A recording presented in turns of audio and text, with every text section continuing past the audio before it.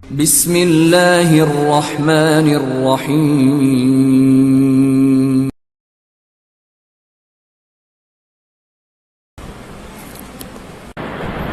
السلام علیکم ورحمۃ اللہ وبرکاتہ.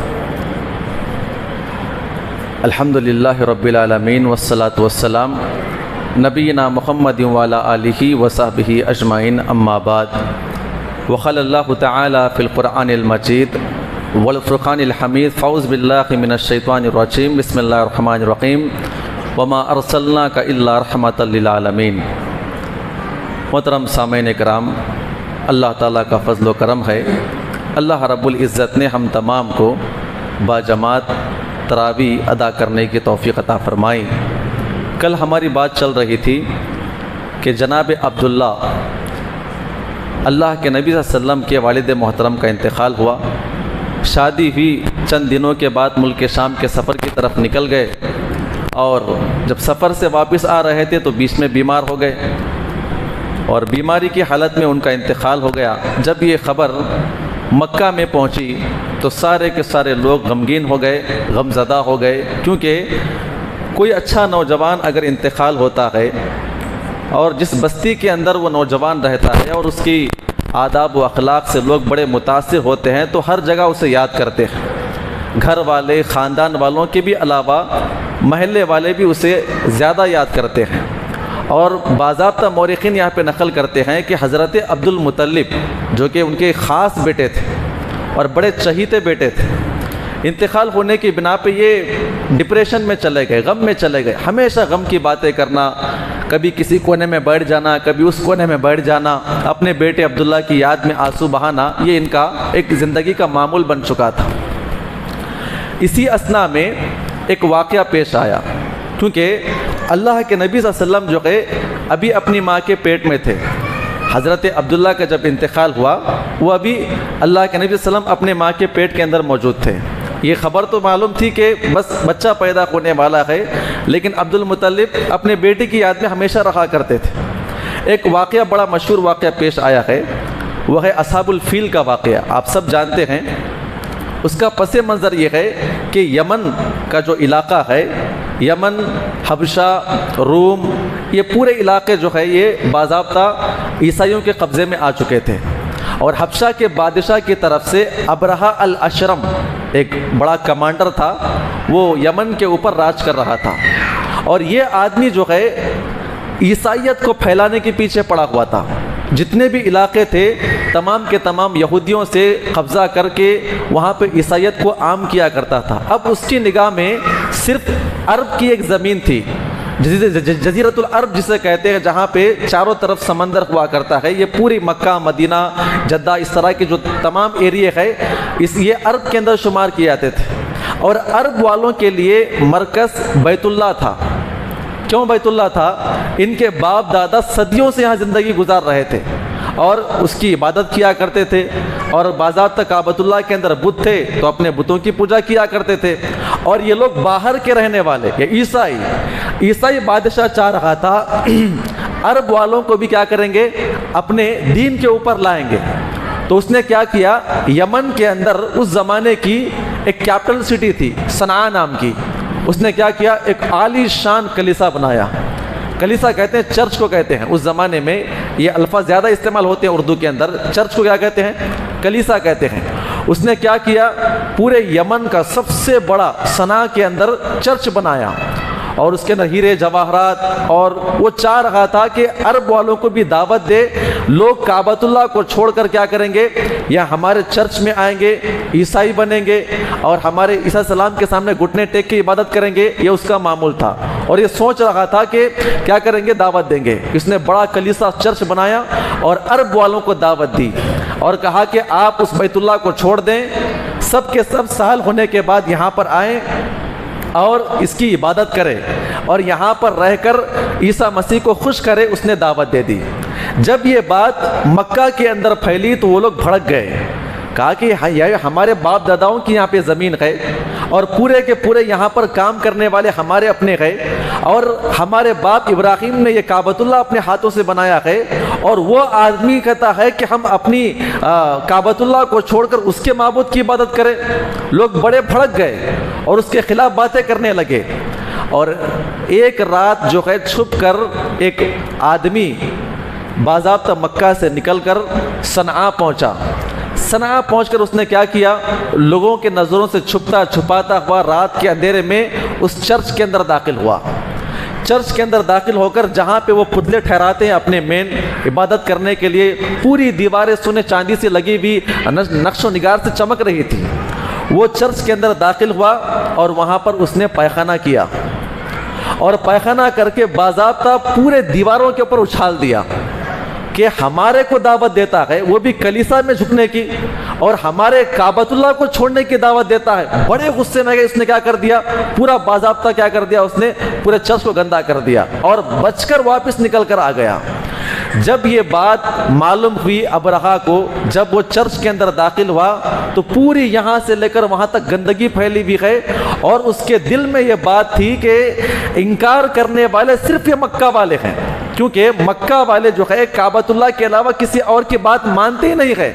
جب میں نے ان کو ان کے خلاف دعوت دیا تو کیا کیا اس نے، تو باضابطہ تقریباً آپ غور کریں، گندگی پھیلانے کے بعد 60,000 کتنے 60,000 کی فوج صنعاء سے نکالی تاکہ کعبۃ اللہ کو ڈھا دیا جائے، کعبۃ اللہ کو گرا دیا جائے۔ وہ پوری فوج لے کر نکلا، اور سب سے پہلے اسی نے ہاتھیوں کا استعمال کیا۔ جنگ کے اندر جو ہاتھیوں کی جو استعمال ہوتے ہیں نا، باضابطہ ہاتھیوں کو لوہے کا لباس پہناتے ہیں اور اس کے سونڈ میں بڑے بڑے تیر تلوار لگا دیتے ہیں۔ اگر کسی بڑے جھنڈ کے اندر اگر داخل ہو جاتا ہے ہاتھی تو پوری کی پوری فوج کو گرا دیتا ہے۔ تو سب سے پہلے یہ 13 ہاتھی اس نے کیا کیا، ڈھانے کے لیے بڑے بڑے ہاتھیوں کو تیار کیا، بڑے بڑے رسے، اس زمانے کے اعتبار سے زنجیریں، تاکہ سیدھا کعبۃ اللہ کو ایک ہی ہیڈ میں گرا کے کیا کر دیا جائے، مسمار کر دیا جائے۔ پوری 60,000 فوج کو لے کر نکلا، اور بالکل مکہ سے قریب طائف سے ہوتا ہوا تقریباً 6 میل پہلے المغمس ایک علاقہ ہے، وہاں پر رکا۔ وہاں پر رکنے کے بعد عبد المطلب کے 200 اونٹ وہاں پر چر رہے تھے، اس کو قبضے میں لے لیا اور لے کر وہیں پہ تمام فوج کو رکایا، اور خط لکھ کر کعبۃ اللہ مکۃ المکرمہ بھیجتا ہے کہ یہ خط جو ہے ہمارا ابرہہ کی طرف سے بیت اللہ کے متولی کے نام پر ہے، کہ اس کے اندر لکھا ہوا تھا کہ میں کیا کر رہا ہوں، کعبۃ اللہ کو توڑنے کے لیے آیا ہوں۔ یہ خط کے اندر لکھا ہوا تھا۔ وہ ایلچی جو ہے آیا، قاصد دینے والا، خط دینے والا آیا، پوچھا کہ یہاں پر متولی صاحب کہاں پر رہتے ہیں، کہا کہ وہ عبد المطلب ہے۔ جب انہوں نے یہ باضابطہ خط کھول کر دیکھا تو بڑے پریشان ہو گئے، انہوں نے ہنگامی میٹنگ لی، تمام لوگوں کو جمع کیا اور اس کے اندر بات کی، تو لوگوں نے کہا کہ دیکھو ہم اس کا مقابلہ نہیں کر سکتے ہیں، یہ آج کے زمانے کی پاورفل طاقت ہے، اس زمانے میں پاورفل طاقت تھی لوگ، یہ یمن، صنعاء، روم، قیصر، یہ تمام کے تمام بڑے بہترین لوگ تھے، جنگجو لوگ ہوا کرتے تھے۔ تو سارے لوگ کہتے ہیں کہ اچانک 60,000 کا لشکر 6 میل کے فاصلے پہ کھڑا ہوا ہے، اور ہمارے پاس تعداد بھی کتنی ہے، کیا ہم مقابلہ ان کا کر پائیں گے؟ کہا کہ ہم مقابلہ نہیں کر پائیں گے۔ تو عبد المطلب کہتے ہیں کہ یہ بات بھی صحیح ہے کہ ہم ان کا مقابلہ نہیں کر پائیں گے، میری ایک رائے یہ ہے، کیونکہ وہ کعبۃ اللہ کو ڈھانے کے لیے آ رہا ہے، کعبۃ اللہ کا معاملہ اللہ تعالیٰ کے ساتھ ہوا کرتا ہے، میری گزارش یہ ہے کہ آپ تمام کے تمام کیا کریں، اپنے گھروں کو چھوڑ کر پہاڑوں کے اوپر چلا جائے۔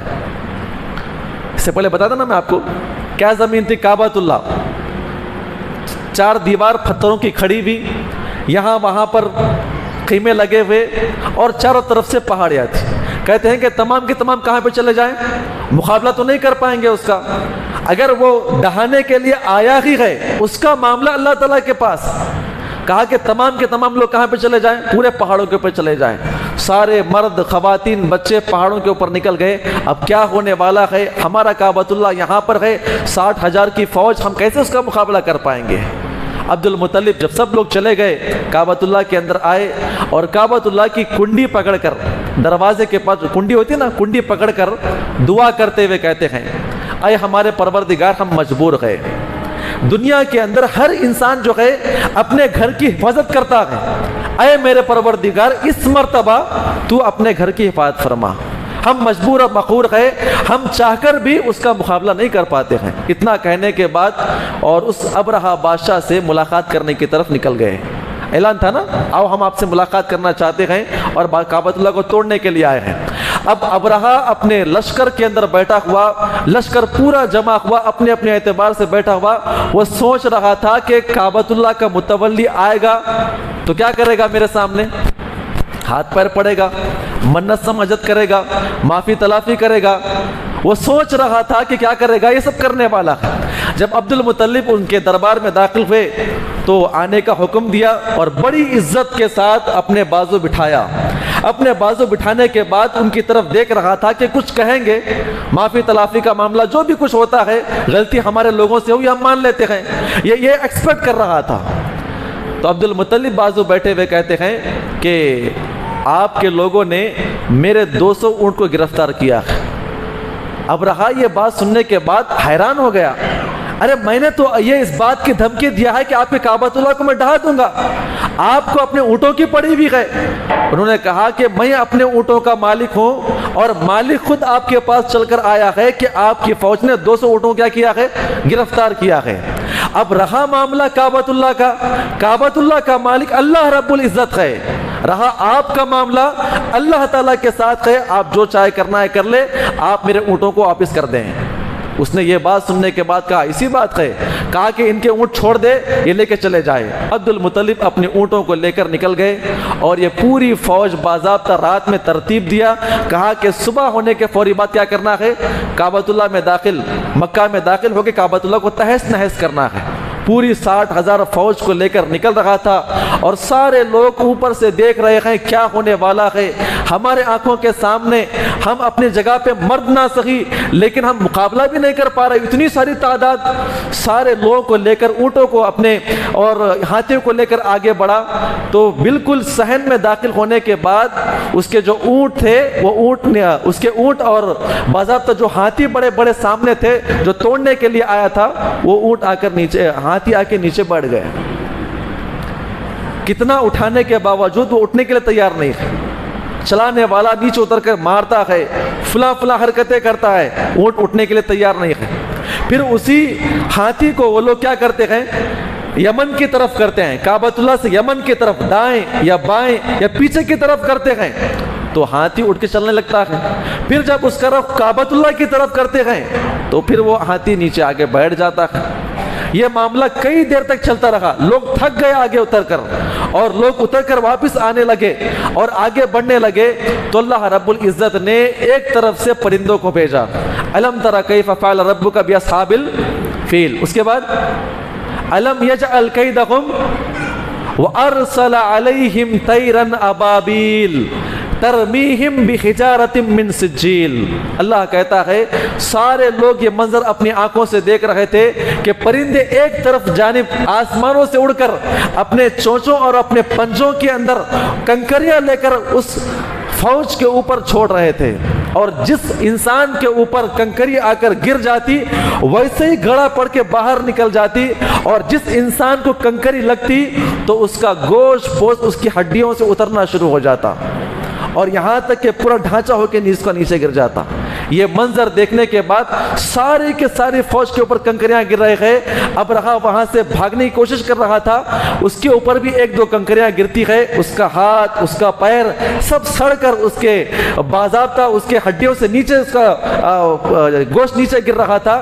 صنعاء کے بالکل قریب قریب وہ پہنچ رہا تھا. اپنے آپ کو بچانے کے لیے اس کا پیٹ جو ہے ایک دم پھٹ کر وہ انتقال ہو کے وہیں پر نیچے گر پڑا. اور یہ منظر سارے کے سارے لوگوں نے اپنے آنکھوں سے دیکھا کہ عجیب و غریب منظر ہے. آسمان سے پرندے آتے ہیں, چھوٹی چھوٹی کنکریاں آ کے ان کے اوپر ڈالتے ہیں, ڈالنے کی بنا پر جہاں پر پڑتے ہیں سوراخ ہو جاتی ہے اور پورا گوشت ان کے جسم سے نکل جاتا ہے. فجعلہم کعصف مأکول.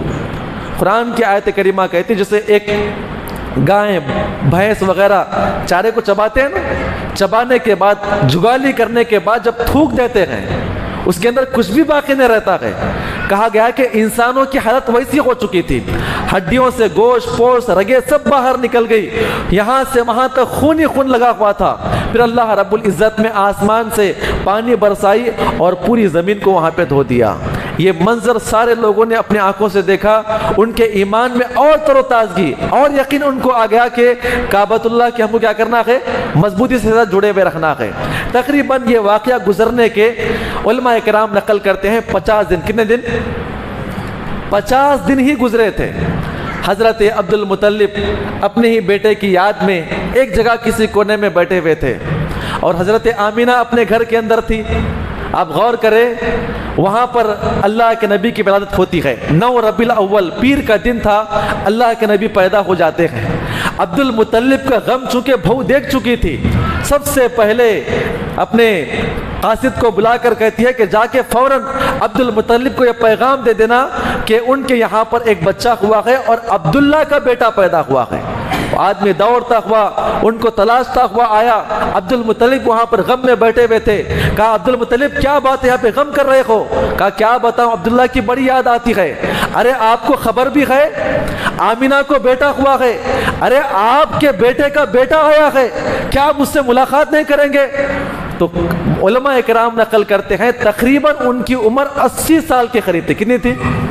80 سال کا بوڑھا جب یہ سنتا ہے میرے عبداللہ کا بیٹا آیا ہے، میرا عبداللہ آیا ہے، عجیب و غریب خوشی۔ اور وہ بوڑھا دوڑتا ہوا مکہ کی گلیوں کے اندر، کہاں پر؟ اپنے بھاؤ کے گھر آتا ہے، آ کے سلام کلام، کہا آمینہ بیٹا کہاں پر ہے؟ کہاں ہے میرا عبداللہ؟ میرا عبداللہ لوٹ کر آ چکا ہے۔ عجیب و غریب بڑھاپے کا انداز، ایک طرف سے خوشی بھی ہے، بیٹے کا غم بھی ہے، بیٹے کو بیٹا بھی ہو چکا ہے، اور اللہ کے نبی صلی اللہ علیہ وسلم کو اپنے ہاتھ میں لیے دوڑتے ہوئے کہاں پر آئے؟ سیدھا کعبۃ اللہ آئے، 7 چکر لگائے اور حکم دیا کہ کعبۃ اللہ کھولا جائے۔ دروازہ کھلے جانے کے بعد کعبۃ اللہ کے اندر داخل ہوئے، اپنے پوتے کو لے کر اللہ سے خوب دعائیں کر رہے تھے، رو رو کے دعائیں کر رہے تھے۔ اے میرے پروردگار، آپ نے عبداللہ کو لے لیا، بڑی منت و سماجت کے بعد، بڑا چہیتا دل کے قریب تھا، اے اللہ اس کی آخری نشانی ہے، آخری نشانی ہے، بیٹا تو مر چکا ہے لیکن پوتا آ چکا ہے۔ اے اللہ میں اس کے لیے دعا کرتا ہوں، اس کی عمر دراز فرما، اس کو بڑا خطیب عطا فرما، اس کو عزت عطا فرما۔ اے اللہ میں اس کا نام محمد رکھتا ہوں، دنیا کے اندر کوئی بھی اس کا نام کیا لے؟ محمد۔ محمد کے معنی کیا ہے؟ تعریفوں والا، تعریفوں والا۔ جو بھی انسان چاہتا ہے اللہ کے نبی کی شان میں گستاخی کرے، کیا نام لے گا وہ؟ محمد، تعریفوں والا۔ پھر اس کے بعد اس بچے کو لے کر سیدھا اپنے گھر پہ آئے، چھوٹے چھوٹے بچے، حضرت عباس، حمزہ، فلاں فلاں، پوری بہنیں کھڑی ہوئی، باپ دوڑتا ہوا گھر پہ آتے ہیں تو سیدھا عباس سامنے آئے، چھوٹا بچہ عباس، چھوٹے وہ سامنے آئے، اپنے بچے کو بتاتے ہوئے کہتے ہیں دیکھو یہ عبداللہ کا بیٹا ہے، دیکھو یہ عبداللہ کا بیٹا ہے، آپ کے بھائی کی طرح ہے۔ عباس سامنے آئے، اللہ کے نبی کا منہ چومتے ہوئے کہتے ہیں کہ ہاں بابا جان یہ ہمارے بھائی عبداللہ کی طرح ہے۔ پھر بہنیں آئی، محبت سے لینے لگی، بھائی چومنے لگے، محبت سے کرنے لگے، پیار کرنے لگے۔ پھر اس کے بعد عبداللہ اپنے پوتے کو لے کر کہاں پر نکل گئے؟ حضرت آمینہ کے پاس آئے، آ کر بیٹھے، مبارکبادی دی اور دکھاتے ہیں کہ دیکھو یہ آپ کے شوہر عبداللہ کی طرح دکھتا ہے۔ تقریباً علماء اکرام یہاں پہ بیان کرتے ہیں 7 دن، کتنے دن؟ 7 دن ہونے کے فوری بعد جو ہے انہوں نے حقیقہ کرنے کا اعلان کیا، پورے مکہ کے اندر ایک اونٹ ذبح کیے، سب لوگوں کو دعوت دی، سارے لوگ کھانے کے لیے آئے اور سب لوگ عبداللہ کے بیٹے کو دیکھنے کے لیے آئے تھے، بڑا پیارا، حسین و خوبصورت۔ کوئی عورت کہتی ہے کہ سیم عبداللہ کی طرح ہے، کوئی کہتے ہیں کہ اس کا چہرہ عبداللہ کی طرح ہے، کوئی کہتا ہے کہ باپ سے سیدھا باپ کے اوپر اترا ہوا ہے، پیر باپ کی طرح ہے، ہاتھ باپ کی طرح ہے۔ لوگ عجیب و غریب قسم کی تعریفیں کر رہے تھے اور خوشی سے کھا رہے تھے، محبت سے بات کر رہے تھے، اور عبد المطلب سب کو بٹھا بٹھا کے کھلا رہے تھے۔ لوگوں نے پوچھا کہ اے عبد المطلب آپ نے بچے کا نام کیا رکھا ہے؟ کہا کہ میں نے بچے کا نام محمد رکھا ہے۔ لوگوں نے کہا کہ آپ کے خاندان میں یہ کبھی نام نہیں آیا ہے. لوگ کبھی اپنے باپ کا نام رکھتے ہیں, دادا کا نام رکھتے ہیں, اوپر کسی کا نام رکھتے ہیں, آپ نے کس کا نام رکھا ہے؟ کہتے ہیں کہ میں نے یہ چن کر نام رکھا ہے, میں چاہتا ہوں کہ یہ میرا بچہ دنیا کے اندر سردار بنے, جو بھی اس کا نام لینا چاہے تو کیا کرے گا, وہ محبت سے بات کرے گا, محبت سے نام لے گا, تعریفوں والا محمد کے نام لے کے پکارے گا. تو میرے بھائیو, یہاں پر علماء کرام نے ایک بات نقل کی ہے, انشاءاللہ اس کے بعد کیا ہوا کل آپ کے سامنے پیش کروں گا. ایک بات یہاں پہ علماء کرام نقل کرتے ہیں کہ دادا اور دادی کو زیادہ محبت کس سے ہوتی ہے؟ ہاں جی, کس سے ہوتی ہے؟ پوتوں سے ہوتی ہے. پوتوں سے ہوتی ہے. کس سے ہوتی ہے؟ پوتوں سے ہوتی ہے. یہاں پہ ثابت کیا گیا ہے. اور دادا جو ہے بچوں سے زیادہ محبت ایک عمر میں کرتا ہے, اس کے بعد لڑتا ہے اس سے, بیوی کو زیادہ دیکھتا ہے, زیادہ ہم سے بات نہیں کرتا ہے, خرچ لا کے نہیں دیتا ہے, اختلاف ہوتا ہے نا, اختلاف ہوتا ہے. جب اس کا بچہ پیدا ہو جائے تو بڑی محبت سے, اس کو چھوٹی بھی تکلیف ہو جائے دادا کو برداشت نہیں ہوا کرتی ہے. تو پتہ یہ چلا کہ ہم بھی کیا ہے, ہم اپنے بچوں کو صحیح تربیت و تعلیم دیں اور آپس میں یہ محبت قائم کرے. اللہ تعالیٰ سے دعا کرتے ہیں کہ اللہ تعالیٰ ہم تمام کو اس عمل کی توفیق عطا فرمائے. آمین. السلام علیکم ورحمۃ اللہ وبرکاتہ.